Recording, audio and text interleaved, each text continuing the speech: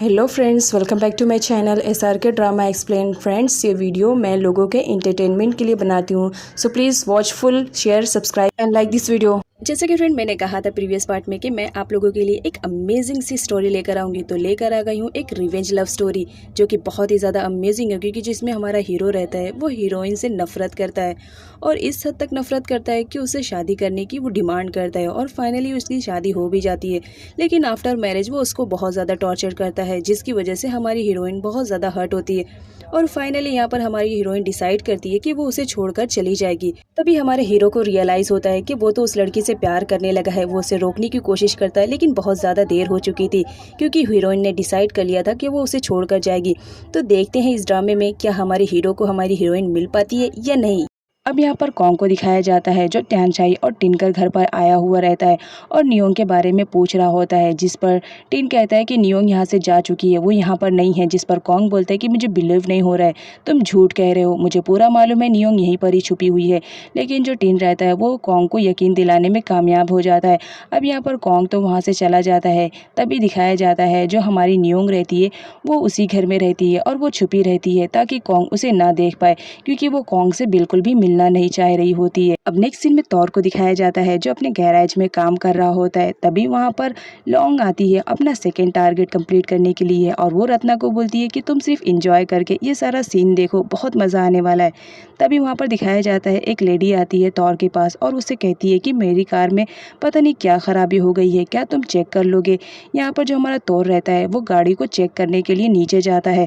तभी यहाँ पर जो लेडी रहती है वो इशारा करती है लॉन्ग को और उससे कहती है कि तुम जल्दी से आ जाओ, क्योंकि वो लेडी भी उन लोग के साथ मिली हुई रहती है। लेकिन यहाँ पर दिखाया जाता है कोई स्ट्रेंजर रहता है जो उन लोग की वीडियो बना रहा होता है। अब यहाँ पर जो लॉन्ग रहती है वो जैसा तैसा करके तौर के गैराज में घुस जाती है और कसिनो से चुराए हुए पैसे को वो तौर के गैराज में छुपा देती है। यहाँ पर रत्ना बोलती है तुमने काम तो बहुत ही सफाई से किया है। तभी बैक साइड पे दिखाया जाता है कि वहाँ पर जेनी तो ऑलरेडी रहती है और उन लोग की वीडियो भी बना लेती है। अब यहाँ पर नियोंग को दिखाया जाता है जो कॉन्ग को लेकर बहुत ज़्यादा परेशान होती है, तो इम उसे तसल्ली दिलाती है और कहती है कि तुम्हें फिक्र करने की ज़रूरत नहीं, हम सब तुम्हारे साथ में हैं। अब यहाँ पर हमारे तौर को दिखाया जाता है जो अपना गैरेज बंद करके जाने वाला रहता है। तभी इम आती है और उसे कहती है कि हम दोनों मैनेजर है तो हमें कसिनो का हिसाब देना है, चलो जल्दी। और इस चक्कर में जो तौर रहता है उसका सर भी लड़ जाता है। अब नेक्स्ट सीन में दिखाया जाता है तौर और इम फाइनली कसिनो में पहुंच चुके होते हैं और वो लोग पैसों का हिसाब देने के लिए जब लॉकर से पैसे निकालते हैं तो देखकर शॉक्ड रहते हैं, क्योंकि वहाँ पर तो कुछ भी रहता ही नहीं है, सारा का सारा पैसा गायब रहता है। यहाँ पर जो इम रहती है वो तो शॉक्ड में रहती है कि हमने पैसे यहीं पर रखे थे तो पैसे कहाँ गए। अब यहाँ पर जो कॉन्ग रहता है वो बोलता है पैसे की जिम्मेदारी तुम्हारी थी, तो तुम मुझे हिसाब दोगे कि सारे पैसे कहाँ पर गए। अब यहाँ पर जो हमारी इम रहती है वो बहुत ज़्यादा परेशान हो जाती है और इधर उधर ढूंढने लगती है कि कहीं गलती से उसने इधर उधर तो नहीं रख लिया। अब यहाँ पर जो रत्ना रहती है उसे तो पॉइंट मिल जाता है। वो कहती है कि मुझे ज़रूर इन लोग पे डाउट लग रहा है कि वो सारे पैसे यही लोग ले लिए हैं और झूठा बहाना बना रहे हैं कि सारे पैसे चोरी हो गए हैं। अब यहाँ पर कॉन्ग को दिखाया जाता है वो पैसों की छानबीन करता है और सारी CCTV कैमरास को चेक करता है, लेकिन यहाँ पर उसे कोई भी सबूत नहीं मिलता है। तो यहाँ पर वो तौर को बोलता है कि सारे पैसों की जिम्मेदारी तुम्हारी थी और पैसे तुमसे घूमे, इसका मतलब चोरी तुमने ही किया है। यहाँ पर जो लॉन्ग रहती है उसे तो मौका मिल जाता है, वो तौर को सुनाने लगती है कि तुमने ज़रूर ये पैसे चोरी किए होंगे ताकि तुम नियोंग के साथ अपनी लाइफ को स्पेंड कर सको। अब जब कॉन्ग ये सारी बातें सुनता है तो वो बहुत ज़्यादा जल जाता है और अपने गार्ड्स को बुलवाता है और कहता है कि जल्द से जल्द पुलिस स्टेशन में इन लोग की कंप्लेंट करो, क्योंकि मैं 1 मिनट भी इन लोग को बर्दाश्त नहीं कर सकता हूँ। यहाँ पर दिखाया जाता है जो कॉन्ग रहता है वो इम को तो छोड़ देता है, लेकिन तौर के खिलाफ वो FIR दर्ज कर देता है, जिसकी वजह से पुलिस उसे जेल में लेके चली जाती है। अब यहाँ पर दिखाया जाता है जब इम आती है पूरी फैमिली को बताती है तो वो लोग तो शॉक्ड में रहते हैं, लेकिन तभी वहाँ पर नियोंग आ जाती है और उसे भी मालूम पड़ जाता है कि कॉन्ग ने किस तरह तौर को फंसाकर उसे जेल में डाल दिया है। अब जब नियोंग तौर के बारे में ये सब सुनती है तो उससे रहा नहीं जाता है और वो पुलिस स्टेशन चली जाती है उसे छुड़वाने के लिए, लेकिन वो देखकर शॉक्ड रहती है कि कॉन्ग तो वहाँ पहले पहुंचा रहता है और अपना स्टेटमेंट दे रहा होता है। अब यहाँ पर नियोंग को देखता है जब कॉन्ग तो उसे जबरदस्ती घसीट कर दूसरी जगह पर लेकर जाता है और उसे कहता है तुम अपना कोई भी स्टेटमेंट नहीं दोगी, क्योंकि मैं नहीं चाहता हूँ कि तौर जेल के बाहर आए। उसने मेरे कसिनो का बहुत नुकसान किया है, उसने कितने पैसे चोरी किए तुम्हें तो आइडिया भी नहीं होगा। अब यहाँ पर जो दिखाया जाता है हमारी नियोंग रहती है वो बोलती है मेरा फ्रेंड ऐसा कुछ भी नहीं कर सकता है। अब यहाँ पर दिखाया जाता है जो हमारी इम रहती है वो बहुत ज़्यादा परेशान होती रहती है और रोती रहती है, क्योंकि वो तौर को जेल में देख रही होती है और उसे बिल्कुल भी बर्दाश्त नहीं होता है कि उसका लवर इस तरह जेल में रहे। अब यहाँ पर हमारी हमारी नियोंग भी आ चुकी होती है और वो तौर को तसल्ली दिलाती है कि तुम्हें मैं ज़्यादा टाइम तक इस जेल में नहीं रहने दूंगी। तौर बोलता है मुझे तुम पर पूरा ट्रस्ट है क्योंकि मुझे मालूम है मैंने चोरी नहीं किया है, ये मुझ पर इल्ज़ाम लगाया जा रहा है। अब यहाँ पर नियोंग बोलती है मुझे पूरा यकीन है तुम सच कह रहे हो, मैं जल्द से जल्द कोशिश करूँगी कि मैं तुम्हें यहाँ से बाहर निकाल सकूँ, क्योंकि मैं बिल्कुल भी नहीं चाहती हूँ कि मेरा फ्रेंड इस तरह जेल के पीछे रहे। अब यहाँ पर जो तौर रहता है वो नियोंग को बोलता है तुम्हें परेशान होने की ज़रूरत नहीं है, मैं जब सच हूँ तो फिर इसमें मुझे डरने की ज़रूरत नहीं है। यहाँ पर दिखाया जाता है जो टिन और त्यानशाई रहते हैं वो भी तौर की हेल्प करने के लिए रेडी रहते हैं। अब रत्ना और लौंग को दिखाया जाता है जो लोग बहुत ज़्यादा खुश होते हैं कि उनका प्लान कामयाब हो गया।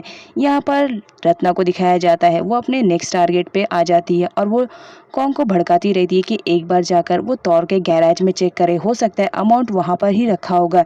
यहाँ पर दिखाया जाता है जो रत्ना रहती है वो तो नियोंग के खिलाफ भी कॉन्ग को भड़काती रहती है और उससे कहती है कि मुझे पूरा यकीन है वो सारे पैसे तौर नहीं चुराया होगा ताकि वो नियोंग के साथ अपनी हैप्पी लाइफ को स्पेंड कर सके, क्योंकि नियोंग तुमसे डिवोर्स मांग रही है तो वो डिवोर्स के बाद हो सकता है तौर के ही साथ अपनी पूरी लाइफ स्पेंड करे। अब ये सारी बातें सुनकर जो कॉन्ग रहता है वो गुस्से में आ जाता है और नेक्स्ट डे दिखाया जाता है कि रत्ना के कहने पर वो चला जाता है तौर के गैराज में जहाँ पर नियोंग और इम तो पहले से ही आए हुए रहते हैं। यहाँ पर नियोंग को दिखाया जाता है वो कॉन्ग से कहती है कि जितनी तलाशी लेने हैं तुम ले लो, लेकिन याद रखना तुम्हें यहाँ पर कुछ भी नहीं मिलेगा क्योंकि मेरा फ्रेंड ऐसा कोई भी हरकत नहीं करेगा जिसकी वजह से उसे जेल में जाना पड़े। अब यहाँ पर जो कॉन्ग रहता है वो बोलता है अभी दूध का दूध पानी का पानी हो जाएगा। यहाँ पर पुलिस को दिखाया जाता है वो हर तरफ छानबीन करती है जहाँ पर उन्हें पैसों से भरा हुआ बैग मिल जाता है। अब यहाँ पर जो कॉन्ग रहता है वो नियोंग से कहता है क्या अब भी राय तुम्हारी यही रहेगी तौर के बारे में, जिस पर नियोंग बोलती है हाँ अभी भी मेरी राय तौर के बारे में वही रहेगी जो पहले थी, वो कोई भी ऐसा काम नहीं करेगा जिसकी वजह से उसे जेल में जाना पड़े, ज़रूर उसे कोई ना कोई फंसा रहा है। जिस पर कॉन्ग बोलता है अब तो सारे सबूत मिल चुके हैं, मैं उसे लंबा जेल में डालूंगा। अब यहाँ पर नियोंग को दिखाया जाता है वो तौर को छुड़वाने के लिए हर मुमकिन कोशिश कर रही होती है। यहाँ पर वो टिन और त्यानशाई से भी बात कर चुकी होती है। अब नेक्स्ट सीन में टिन को दिखाया जाता है जो बाहर की सीसीटीवी कैमरास को चेक करने वाला रहता है, लेकिन वहाँ पर वो सारे लोगों को बुला लेता है और कहता है कि जो भी हुआ वो सब तुम लोग अब अपनी आँख से देख लो। अब यहाँ पर दिखाया जाता है जो रत्ना रहती है वो तो डर जाती है बहुत ज़्यादा कि अगर कहीं कॉन्ग को पूरी सच्चाई मालूम पड़ गई तो पता नहीं उसका क्या रिएक्ट रहेगा। यहाँ पर जो टिन रहता है वो बोलता है कि जो भी होगा अब सब लोगों के सामने होगा क्योंकि मुझे बाहर की सीसीटीवी मिल चुकी है और आई होप इसमें कुछ ना कुछ तो ऑबिडियंस मिल जाएंगे। लेकिन यहाँ पर दिखाया जाता है सारे सीसीटीवी कैमरास तो चलते रहते हैं लेकिन अचानक से सब के सब बंद हो जाते हैं। यहाँ पर जो सारे लोग रहते हैं वो डर जाते हैं कि एक्चुअल में यहाँ की सीसीटीवी के वीडियोस कहाँ गई, लेकिन यहाँ पर रत्ना को दिखाया जाता है वो अपना शातिर वाला माइंड यूज़ करती रहती है और सब लोग को कहती है कि जब कोई एविडेंस रहेगा ही नहीं तो तुम लोग क्या देखोगे, ज़रूर तुम लोग ये सब बहाना कर रहे हो ताकि तुम तौर को यहाँ से छुड़वा सको। यहाँ पर रत्ना बहुत गुस्सा कर रही होती है और वो पुलिस को भी बोलती है कि तुम्हें नहीं लगता कि तुमने हमारा बहुत कीमती वक्त ज़ाया किया है। यहाँ पर जो पुलिस रहती है कहती है कि अब जब यहाँ पर कोई सबूत नहीं है तो हमें चले जाना चाहिए और वो भी नियोंग की हेल्प करने से मना करके वहाँ से चले जाते हैं। अब नियोंग के पास कोई ऑप्शन नहीं रहता है, वो कॉन्ग के पास आती है और उससे कहती है कि देखो मेरा फ्रेंड बेकसूर है, उसे छुड़वा दो। यहाँ पर जो हमारा कॉन्ग रहता है वो बोलता है कि ठीक है मैं एक शर्त पे उसे छुड़वा दूंगा, अगर तुम वापस अपने ससुराल आई मीन टू से मेरे साथ मेरे घर चलने के लिए रेडी रहोगी तो ही मैं तौर को छुड़वा दूंगा। याद रखना बेल पर छुड़वाऊंगा, परमानेंट नहीं छुड़वाऊंगा। अब यहाँ पर जो हमारी नियोंग रहती है उसे किसी भी हालत में तौर को छुड़वाना रहता है क्योंकि वो उसी की वजह से कहीं ना कहीं आज जेल में गया है, ऐसा उसे फील हो रहा था। यहाँ पर नियोंग के पास कोई ऑप्शन नहीं रहता है तो वो कॉन्ग की बातों को मान लेती है और कहती है कि ठीक है मैं तुम्हारी बातों को मान लूंगी लेकिन इसके बदले में तुम्हें तौर को छुड़वाना पड़ेगा। अब नेक्स्ट सीन में रत्ना और लौंग को दिखाया जाता है वो दोनों तो बहुत ज्यादा डरी हुई रहती है, लेकिन जब गाड़ी में आती हैं तो वो आपस में बात करने लगती हैं और बोलती हैं कि आगे की वीडियोस कहाँ गई, आगे की वीडियो को क्लिप को किसने कट किया, यही सारी बातें वो लोग आपस में डिस्कशन कर ही रहे होते हैं। तभी वहाँ पर जेनी की एंट्री होती है और वो बोलती है कि ये सब मैंने किया है। यहाँ पर दिखाया जाता है रत्ना और लौंग तो शॉक में रहते हैं कि जेनी को उन सब की खबर कैसे हुई।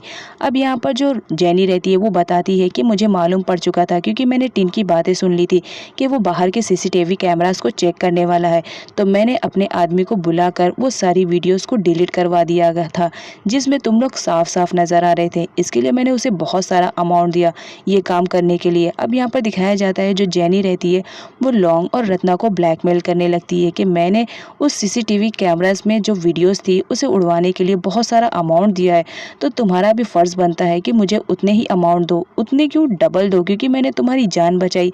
अगर कॉन्ग को तुम्हारी सच्चाई के बारे में पता चल जाता तो बताओ क्या चलता।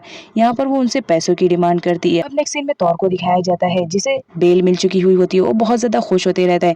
तभी वो नियोंग के बारे में पूछता है क्योंकि नियोंग वहाँ पर नहीं आई हुई रहती है। तो टीन उसे बताता है कि तुम्हें जेल से बाहर निकालने के लिए नियोंग ने कॉन्ग के साथ जाने का फैसला कर लिया है। अगर नियोंग ऐसा नहीं करती तो तुम कभी जेल से बाहर नहीं आ पाते। अब यहाँ पर दिखाया जाता है तौर नियोंग के पास जाता है और उसे कहता है कि तुमने मुझे बचाने के लिए अपनी लाइफ को फिर से जहन्नम बना लिया है। यहाँ पर नियोंग बोलती है कि तुम मेरे बहुत ही अच्छे फ्रेंड हो, मैं तुम्हें खोना नहीं चाहती हूँ और तुम सही हो, इस वजह से मैंने ये फैसला किया है।